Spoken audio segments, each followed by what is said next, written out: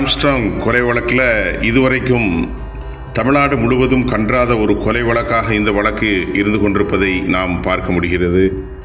இந்த வழக்கு பல்வேறு யூகங்களை வழிவகுத்தாலும் கூட உண்மையான கொலையாளிகளை அடையாளம் காணுவதில் தமிழக காவல்துறை ஒரு முக்கிய புள்ளியை எட்டியிருப்பதாக நாம் உணரக்கூடிய அளவில் இந்த விசாரணையினுடைய முடிவுகள் தற்போது வந்திருக்கிறது. ஆரம்பத்தில் இந்த கொலை நடந்தபோது இந்த கொலையை செய்தது ஆம்ஸ்ட்ராங்கினுடைய தொழில் போட்டி அல்லது ஆம்ஸ்ட்ராங் அவருக்கு முன்னால் ஆற்காடு சுரேஷ் என்பவரை கொலை செய்த வழக்கில் ஆம்ஸ்ட்ராங்கின் மீது சந்தேகப்பட்ட அவருடைய சகோதரர் பொன்னை பாலு தலைமையிலான குழு பழிவாங்கும் நடவடிக்கை தான் இந்த கொலையை செய்தார்கள் என்றெல்லாம் பல்வேறு யூகங்கள் பல்வேறு கருத்துக்கள் சென்று கொண்டிருக்கிறது. ஆனால் தற்போது விசாரணையில் ஆம்ஸ்ட்ராங் கொலை வழக்கில் இன்றைக்கு நாம் எல்லோரும் இப்படித்தான் இந்த வழக்கு இருக்கும் என்ற ஒரு முடிவுக்கு வரக்கூடிய அளவிற்கு முக்கியமான ஒரு கட்டத்தை அடைந்திருப்பதை நாம் தெளிவாக உணர்ந்து கொள்ள முடிகின்றது. இந்த வழக்கில் நேற்று பாரதிய ஜனதாவினுடைய வடசென்னை மாநில மகளிர் அணி பொறுப்பாளர் அல்லது அந்த பகுதியினுடைய பொறுப்புக்குரிய அஞ்சலை என்கின்ற முன்னாள் கஞ்சா வியாபாரி பெண் வேப்பேரியிலே ஒரு வீட்டில் பதுங்கியிருந்த போது கைது செய்யப்பட்டிருக்கிறார். இவருடைய வங்கி அக்கௌண்டில் இருந்தும் கூட பணம் பெரிதாக 10 லட்சம் ரூபாய் அளவிற்கு கொலையாளிகளுக்கு வழங்கப்பட்டது விசாரணையும் கூட ஒரு பக்கம் சென்று கொண்டிருக்கிறது. ஏனென்றால் பல்வேறு கொலையாளிகளை தனித்தே அவர்கள் விசாரணை செய்து வருவதை நாம் கவனத்தில் எடுத்துக்கொள்ளலாம். தற்போது இந்த விசாரணையிலே 3 பேர் மிக முக்கியமான புள்ளிகளாக இருக்கிறார்கள். அவற்றில் தமிழ்நாட்டில் இருந்து வழக்கறிஞர் அருள், பொன்னை பாலு மற்றும் ஹரிஹரன், இந்த 3 பேரிடத்திலுமே இந்த விசாரணை செய்த அளவில் என்ன நடந்திருக்கிறது என்பதை காவல்துறை 90% மேல் உறுதியான ஒரு முடிவுக்கு வந்திருக்கிறார்கள். இறுதி முடிவுக்கு வருகின்ற போது இதனுடைய மூல உச்சபட்சமான திட்டம் எங்கிருந்து உருவானது என்பது முடிவுக்கு வரும் என்பதும் காவல்துறையினுடைய பதிவாக இருக்கின்றது. பொன்னை பாலுவிடத்தில்தான் முதலாக வழக்கறிஞர் அருள்தான் இந்த திட்டத்தை கூறி பொன்னை பாலுவுக்கு பண உதவி செய்துள்ளார். ஆனால் ஆரம்ப கட்டத்தில் பொன்னை பாலு தனது அண்ணன் ஆற்காடு சுரேஷனுடைய கொலைக்கு பழிவாங்குவதற்காகத்தான் இந்த நடவடிக்கையை மேற்கொண்டதாக சொல்லப்பட்ட நிலையில் பொன்னை பாலுவுக்கே தெரியாமல் இந்த திட்டத்தை தீட்டி பொன்னை பாலுவிடத்திலே வழக்கறிஞர் அருள் சென்று உன்னை கொலை செய்வதற்கு முயற்சி நடக்கின்றது, அதற்கு முன்பு நீ ஆம்ஸ்ட்ராங்கை கொலை செய்ய வேண்டும் என்று சொன்னதாகவும் விசாரணையில் அவர் கருத்துக்களை பதிவு செய்திருக்கிறார். ஏனென்றால் இந்த வழக்கில் வழக்கறிஞர் அருள் மற்றும் ஹரிஹரனிடத்தில் ஏராளமான வாக்குமூலத்தை பெற்றிருக்கிறார்கள் தமிழ்நாடு சிபிசிஐடி போலீசார். ஹரிஹரன் யார் என்றால் இவர் மிக முக்கியமாக ஒரு அரசியல் கட்சியை சார்ந்தவர். இவரிடத்தில் இருந்துதான் அசைன்மெண்ட்டுகள் எல்லோருக்கும் சென்றிருக்கின்றது. குறிப்பாக ஹரிஹரன் மிக முக்கியமாக அருள் 2 பேரும் வந்து வெடிகுண்டுகளை கூட பரிமாறி இருக்கிறார்கள். சென்னையிலே முக்கிய இடத்தில் இருக்கக்கூடிய ஒரு பெண் தாதாவிடம், அவரும் வழக்கறிஞர், அவர் மூலம் தென் மாநிலத்தில் இருக்கக்கூடிய தென் மாவட்டங்களில் பயன்படுத்தக்கூடிய வெடிகுண்டுகள் பேக்கேஜஸை அனுப்பி அதை நீதிமன்றத்திலே ஒரு இடத்திலே வைத்து அவர்கள் கொடுத்திருக்கிறார்கள் என்பது தகவலும் இந்த விசாரணையிலே ஹரிஹரன் சொல்லியிருக்கிறார். ஆக ஹரிஹரன் மிக முக்கியமாக பொன்னை பாலு என்றால் ஆற்காடு சுரேஷ், அதற்கு முன்பு வழக்கறிஞர் அருள் 2 பேரும் தான் திட்டத்தை தீட்டியிருக்கிறார்கள். ஆகவே அருள் இடமிருந்து பணம் பெரும்பகுதியாக கைமாறி இருக்கிறது. ஹரிஹரனுடைய வங்கி கணக்கில்தான் இந்த பணம் அருளுக்கு சென்றிருக்கிறது. அருளிலிருந்து கூலி கொலையாளிகளுக்கு சென்றிருக்கிறது. இப்பொழுது நன்கு உங்களுக்கு புரியும் என்று நினைக்கின்றேன்.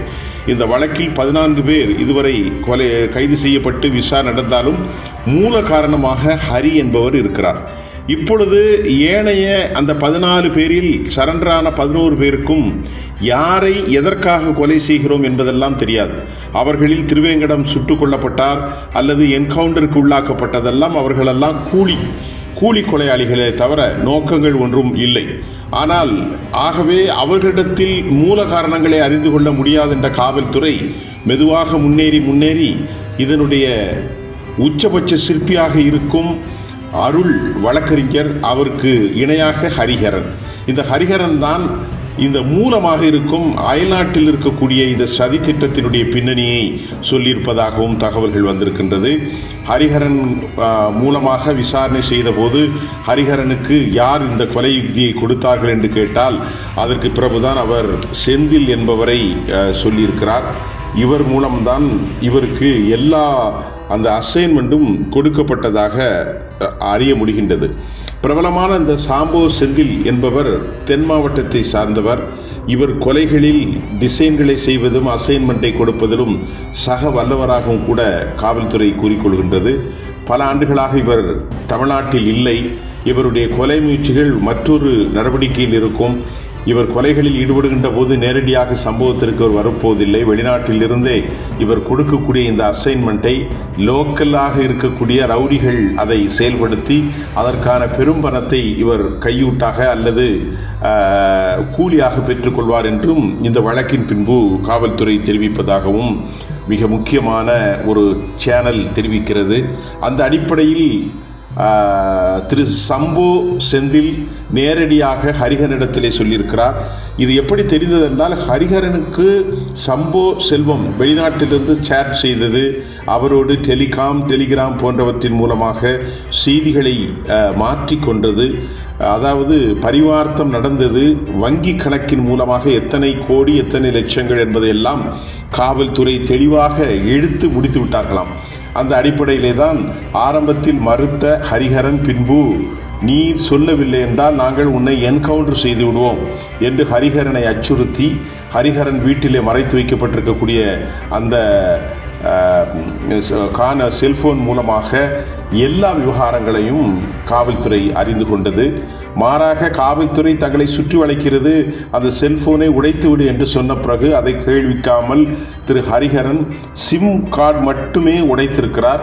ஆனால் காவல்துறையிடத்திலே எந்த சிம் கார்டின் மூலமாக இவர் பதிவு செய்தாரோ அந்த செல்போனை ஆய்வு செய்து அதன் மூலமாக நிறைய தகவல்களை பெற்றதாகவும் சிபிசிஐடி போலீசார் தெரிவிக்கின்றார்கள். இப்பொழுது லோக்கலில் கைதான 14 பேர் உள்பட அஞ்சலை, அது மட்டுமல்லாமல் பொன்னை பாலு, ஆற்காடு சுரேஷினுடைய உடன்பிறந்த சகோதரர், அவரை தவிர வேறு யாரும் அங்கே இல்லை. இவர்கள் அல்லாமல் மிக முக்கியமான குற்றவாளியாக அருள் இருக்கிறார்.